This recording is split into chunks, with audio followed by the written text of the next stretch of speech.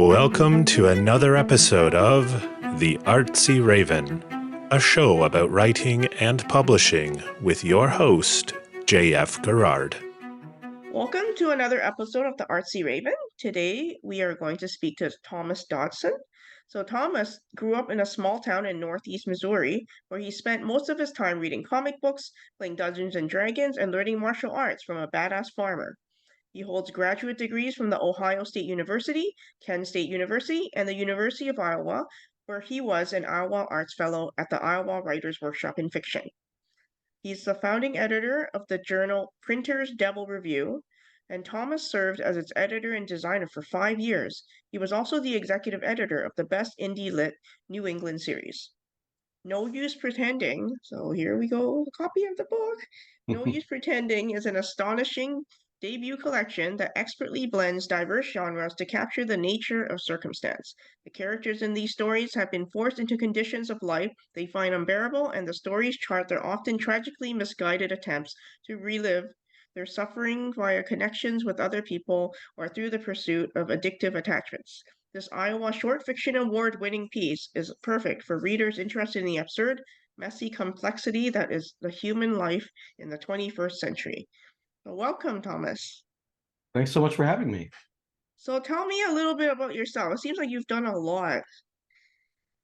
Yeah, well, I'm also pretty old, so No, don't say that. no, it's true. That's fine with me. Right now I'm a librarian and a web developer for Southern Oregon University, which is a little town in Oregon. First time I've lived on the West Coast. The library piece is kind of important because the research skills I've picked up as a librarian have come in really handy in my writing projects. A lot of my stories tend to be pretty heavily researched. Like I'll get really interested in some, strange thing like bee heists in one case, or what's it like to be a drone pilot in Las Vegas flying missions over Afghanistan. And so I'll be like, that's really interesting and strange and particular to our moment, and I'll do a bunch of research about it. And then often that's how most of my stories kind of start. Now, do you write mostly short fiction? Like this book is mostly short fiction, but do you write novels or poetry or anything? That's a good question. I'm working on a novel right now, but it's funny. I followed what I think a few decades ago would have been a more kind of normal path, which is kind of like doing your apprenticeship, your journeymanship, writing short stories to learn your craft, and then and also to give you an opportunity to kind of get some publish some work, get some feedback on your work, and then when you've kind of had your chops, be like, okay, now I'm ready to tackle the novel form. These days, more and more, I think people jump straight to the novel, which is fine. It's just a preference, but it's also a heavily weighted preference, like structurally, I think, because novels are great. And again, like I'm trying to write one, but really, they kind of, I think, almost to the exclusion of the short story form, have become like almost the kind of only real commercially viable form of serious fiction, right? Like you can't. It's very difficult to get an agent or to get the interest of a publisher simply on the basis of short stories, or in the case of this book, a collection of short stories. So how did you approach someone to get this published, or you entered a contest? Is that how it I did, yeah. I worked on the stories over several years, as I said, just kind of like really trying to learn how to write the way I wanted to write, and the stories are in different styles, and that's also something that can put off a publisher. Even short story collections now, I think that a lot of times they want them to be linked, like the same characters or some crossover, things like that. Basically, kind of want them to be more novelistic. And I kind of go against type there. Like there's some themes in the book for sure, amongst the different stories, but I like they don't share a style necessarily. Like I basically try to choose the style that I think will best suit the material. And so, there's a fairy tale, kind of story in there. There's a story in second person that's really different than, the stories that are told in third person limited from the point of view of a narrating consciousness. So yeah, I mean, it's so I didn't sit down and say I'm gonna write a short story collection. I basically over the years said this is how I want to learn, and this is a lot of what I wrote ended up kind of just being on the edge of story length. A lot of them are pretty long, and I'm getting better at kind of like brevity, but yeah. So it basically I wrote stories. I published some of them in journals. I kind of like climbed a certain kind of ladder, I'd imagine, for myself, and progressively publishing in journals that were more difficult to get into. And then I said, okay, I've got something. I think I'm ready to take the next step. So I took a break from my library career and applied to MFA programs. And I got into the IRL Writers Workshop, and I went there for a couple of years. And then I published many of these stories already. I published some new ones. I submitted some to contests for individual stories. Again, as a kind of like short story writer, that can be a way to get some critical or attention from agents that would be difficult to get otherwise. So like they're like, oh yeah, we can. I mean, not to be crass about it, like we can sell this person. We can put that they've won 3 awards on the back of the book, and maybe somebody will buy it. So I did that, and then I entered it after I graduated with my MFA. I sent it around to some independent presses that I admired that had contests for short story collections. And the first round, I was not successful, and which used to rejection. If you're sending stuff to magazines, you get used to it. So I went back to the collection and I did a bunch of revisions, and then I was ready to, and I sent it out again, and I was ready to say, okay, well, if this time it doesn't work out, what I'm going to do is take some stories out that and try to write some new ones and come up with a different sort of configuration of a collection. But as it turns out, I didn't need to do that. GishGen selected the book from amongst the entries last year, and we were off and running. Oh, congratulations. Thank you. Now, you talked a little bit about the difference between short stories and novel. Like, do you think one is harder than the other, or there's a different way of crafting? Well, I mean, I think one is harder for me. I find, I'm relatively new to trying to sit down and really write a novel. So I'm finding that has, some distinct challenges. I mean, this is not a great example, but like I remember when I was in college, like there's a big difference between writing your first 5-page paper and your first like 25 or 30-page paper. Like I think you discover that like you need everything that you needed in the 5-page, but there's also a whole set of new skills which you don't have until you've done the work. And so I guess I'm kind of edging around to saying that like I guess novels are harder, but I have a dear friend in Boston who just like only writes novels, and she finds short stories difficult. So I think it's some of it's a matter of temperament, but because it depends on what you find difficult. Like if you find like trying to like I like building worlds, right, in the stories that I write, and so in some ways then that's more difficult in the short story because you don't have as much space, right? Like so you have to really economize. You can't just load it full of in my case like your cabinet of curiosity of weird facts that you discovered in your in your research, where there's a little more latitude for that. I think in a novel you're allowed to kind of meander and be kind of divergent off of the main plot path.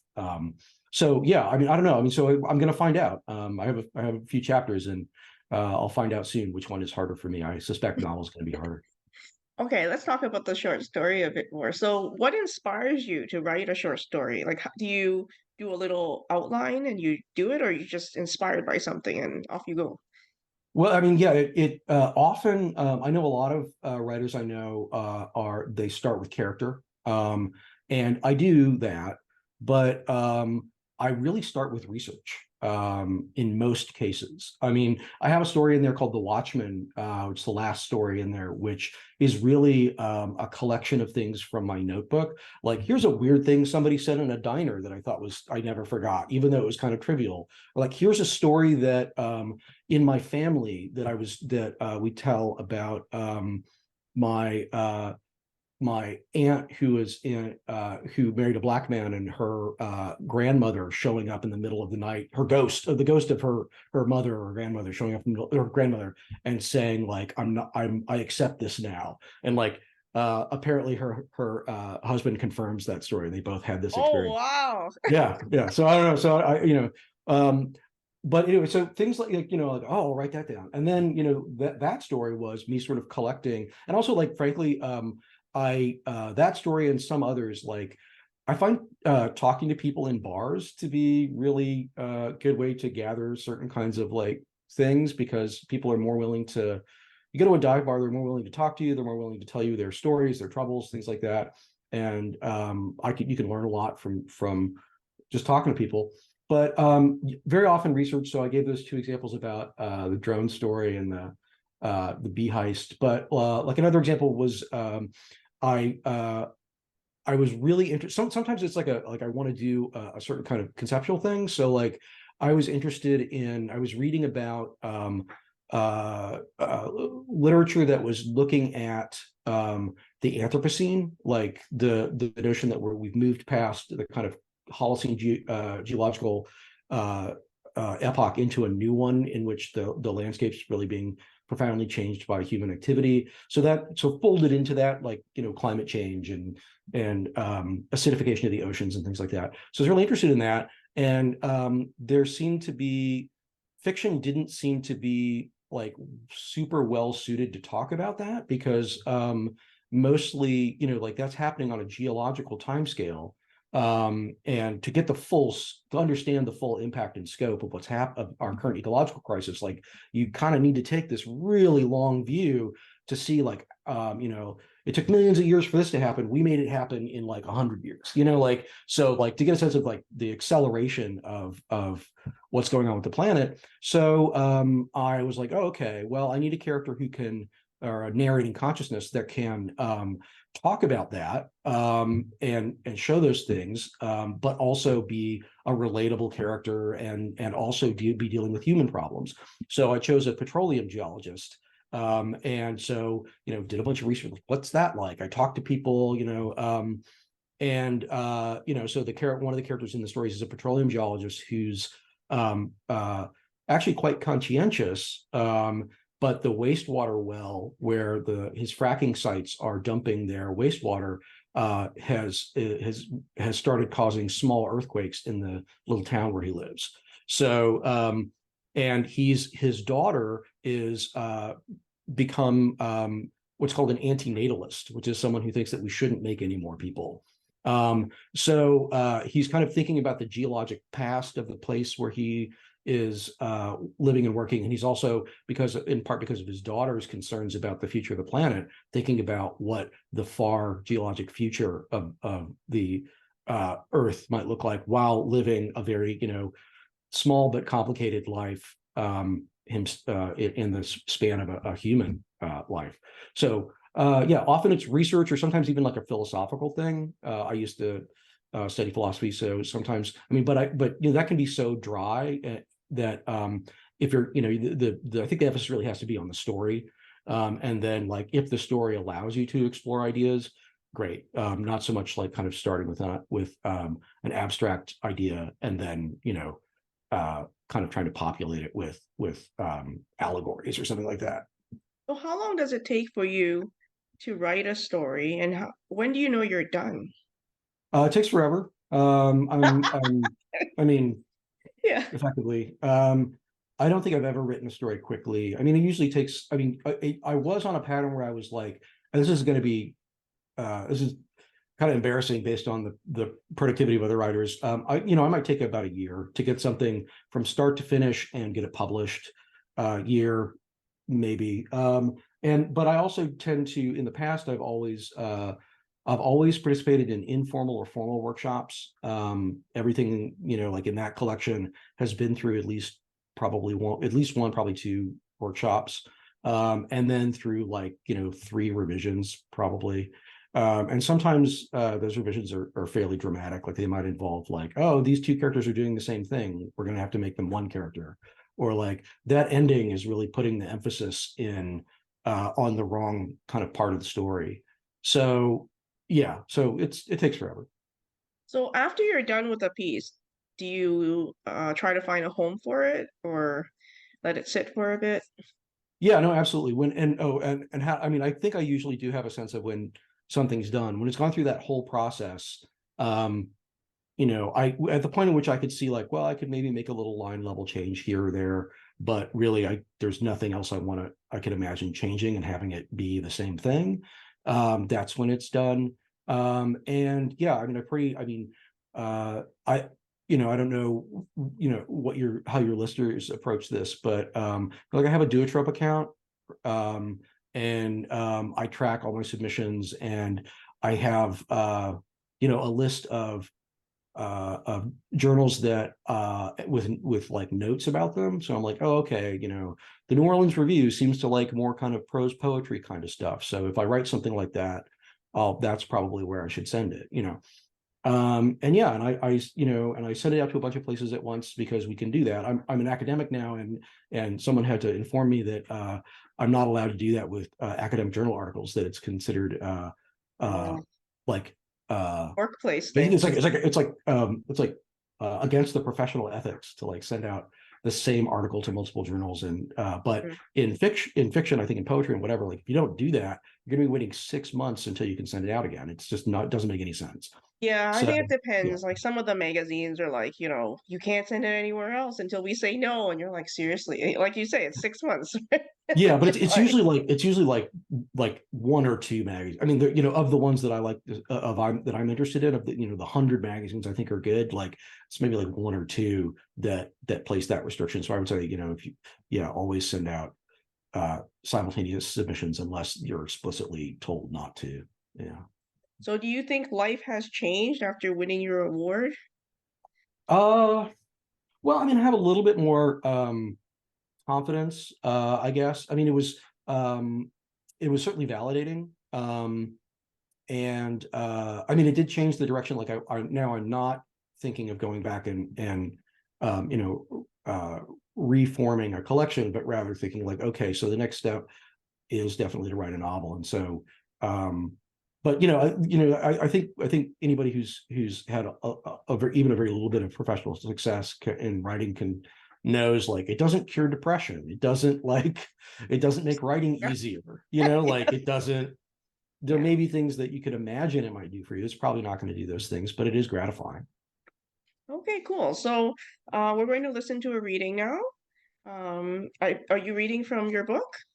Yeah, I'll be reading the first roughly half of a story. Like I said, my stories tend to be a little bit longer. That's a fable that I got the idea from a Kafka story. So this is The Master of Sleep. There was once a man in our town who could sleep longer, more deeply, and more beautifully than anyone else. Not a native of this place, Don Albani appeared one morning at the bridge that spans the Esarulo, a little river that bounds our parish at its western edge. Seen from our ramparts, he seemed less a man than a bare and twisted tree sprung up from the stones of the old viaduct. 3 times we spied him at an arch's crest, pausing for reasons known only to himself, before descending again into the fog that swaddled the bridge. We might have mistaken him for a trick of the mists had he not manifested at our gate and, making use of the lion-faced knocker, made his presence known in all its solidity. Once inside, he crossed the piazza and proceeded directly to the office of the municipal clerk. There, the stranger declared himself the sole living descendant of the Albani, an illustrious name not spoken in these parts for generations, and therefore due by hereditary right to some land hereabouts. Possessed of documents substantiating both his crest and claim, Signor Arturo degli Albani took possession that very day of the chestnut orchards and the lowland cottage that comprise his patrimony. At first, the Don didn't mix much with us, taking aperitivo at the inn perhaps one evening out of 20, staying only long enough to fortify himself with a few olives, a slice or two of salted tomato, and a glass of red vermouth. His head was crowned with soft ivory curls, and he smelled of rose water and fresh wood shavings. He was rangy, with a long, sharp face, but his gauntness suggested more the self-denial of an anchorite than the privation of a beggar. His clothes were rumpled, though finely made, and he often adorned his jacket with a red poppy, only slightly wilted. On those few occasions when he lifted his glass to join us in a toast, one of his sleeves would draw back from the wrist to reveal a lacy cuff. It was obvious that the Don had once been a person of some distinction, but it was not until the first seekers arrived that we learned of his fame in the courts and great cities of the country.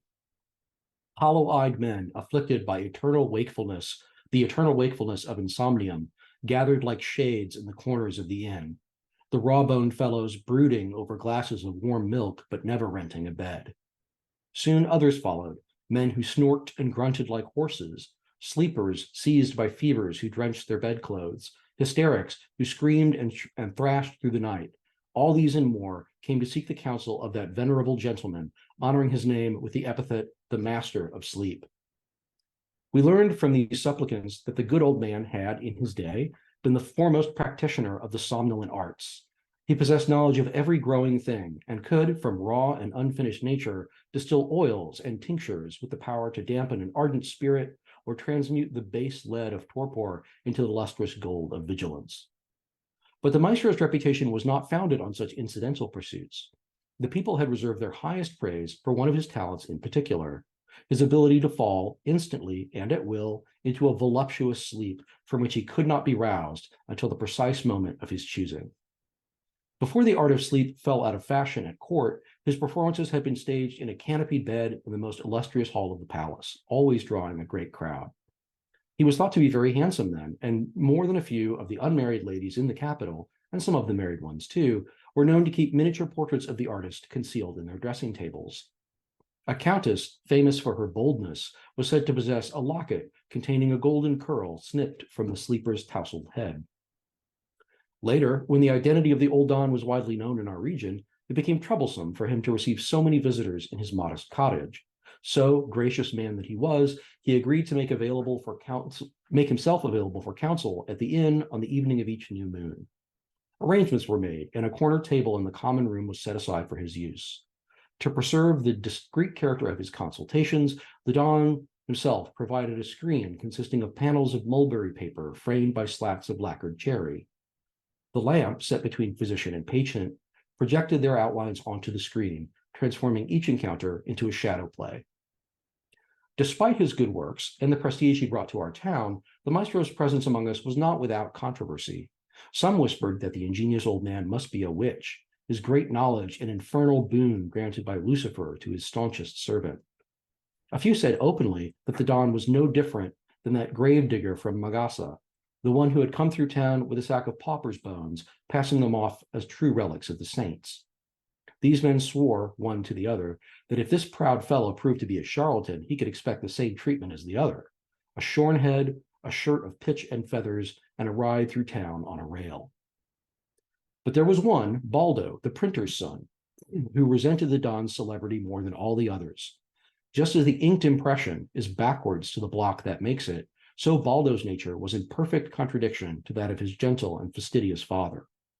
The printer had been a widower and too tender-hearted to beat the boy, and so with no mother and no blows to correct him, the wicked child had gone about doing whatever he pleased, chasing girls with fresh-cut switches, setting dogs' tails on fire, and forcing his will on the younger boys. Never learning to read himself, the son scorned his father's trade. When he came of age, he left our town and entered into the service of a condottiero, one of those disreputable princes whose banner can be bought with gold. It was a few weeks after the Don's arrival when the prodigal returned from his years of soldiering. He asked after his father, and it was with heavy hearts that we told him of the good man's fate. The previous winter, the old printer had been shaken with a fierce ague, and after 3 days had returned to the one who had formed him from the dust. Upon hearing this news, Baldo displayed no signs of anguish, but instead set to carousing at the inn, drinking all through the days and evenings and telling stories of his exploits to any who would listen. He was still there when, on the appointed night, Don Albani arrived with his screen. A reverential quiet settled over the common room, broken only when Baldo asked who this old man could be and why everyone paid him such deference. Informed of the Don's mastery of the art of sleep, Baldo crumpled his swinish face, and one of his ears, the tip of which had been mangled in some battle and was now clipped like that of a fighting dog, flushed red and twitched. Any man can sleep, he claimed. There was no special science to it. Once, he boasted, after a 5-day forced march through the marshes, he collapsed on the damp ground and slept straight through a cavalry charge. He began to relate more of the story, but no one minded him. The Don was seated with his first client, and all eyes turned to watch the shadowy spectacle. Seething with rage, Baldo waited until the Don had concluded his first interview before crossing the room and rapping on the screen. My good sir, the Don said, stepping from behind his paper shield. I'm afraid I can't see you now, as several are already waiting, but if you will write your name and the nature of your malady in the ledger there. At the mention of writing, Baldo bristled. What I need from you, and right here and now, is satisfaction for this itch I have. He leaned in close and seized the maestro by the forelock. It's my nose, you see. Whenever it comes near a liar, or a cheat, or a rascal, it begins to itch and to vex me. He pressed a fistful of snowy curls to his face. His nose, a ruddy thing overlaid with a skein of broken veins, flared and snuffled like a hog's. Just as I reckoned, he said, releasing his grip. You've got the stink of a swindler on you. Leaning back, Baldo folded his arms across his chest. You're no kind of master, you old crow, not of any honest craft. Those present raised up a cry, appalled to see the good man so abused. But, languidly lifting his arm, the Don bade us to be silent. The drunkard's insult must sometimes be endured, he said, smoothing his hair back to its natural shape. For he does not know what he does, and may beg forgiveness when the spell passes. The Don then brought one hand to his breast and unhooked the blossom fastened there. Yet the dictates of my order do not allow for indulgence in a case such as this. You have insulted my honor, which in itself is of little consequence, but you have committed another graver offense. You have impugned the eternal verity of the Stygian arts, and that, sir, must be answered. The poppy fell in a slow spiral, turning 3 times before landing on the toe of Baldo's boot. The brute furrowed his brow, then bent to retrieve the flower. Ah, the Don said, so you accept my challenge. All the worse for you. You? Against me? I'd break you over my knee like a bundle of dried sticks. And so forfeit the trial by slumber? By laying hands on your adversary? That's no strategy, friend.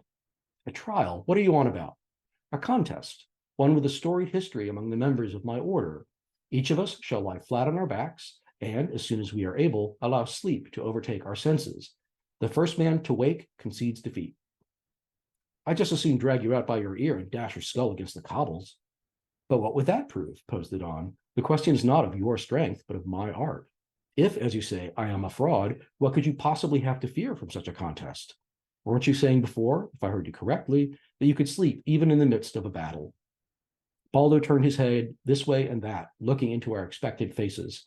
He would not yield to the old man, but dragging him into the street and thrashing him now would seem unsportsmanlike. The Don, it appeared, had lured him into a trap, one Baldo did not have the wits to disarm. To be continued. Oh, very good. Thank you very much for sharing your story. Sure, happy to do it. And I believe your book is out in October. October. So listeners can grab a copy, and I will have your website link in the podcast notes so people will know how to find you. Wonderful. So best of luck on the rest of your writing journey. Thank you very much. Thank you. Bye-bye. Bye. For more upcoming episodes of the Artsy Raven about writing and publishing, visit us at jfgarage.com/arpodcast. A reminder to Patreon subscribers that there is bonus content available for every episode on the Patreon website. If you enjoyed the show, you can show your appreciation by buying us some digital coffee. The Artsy Raven is produced by J.F. Garrard. The voice in the show's introduction is Chris Gorman, and music is by Tim Moore. Thank you for tuning in. Until next time, stay safe.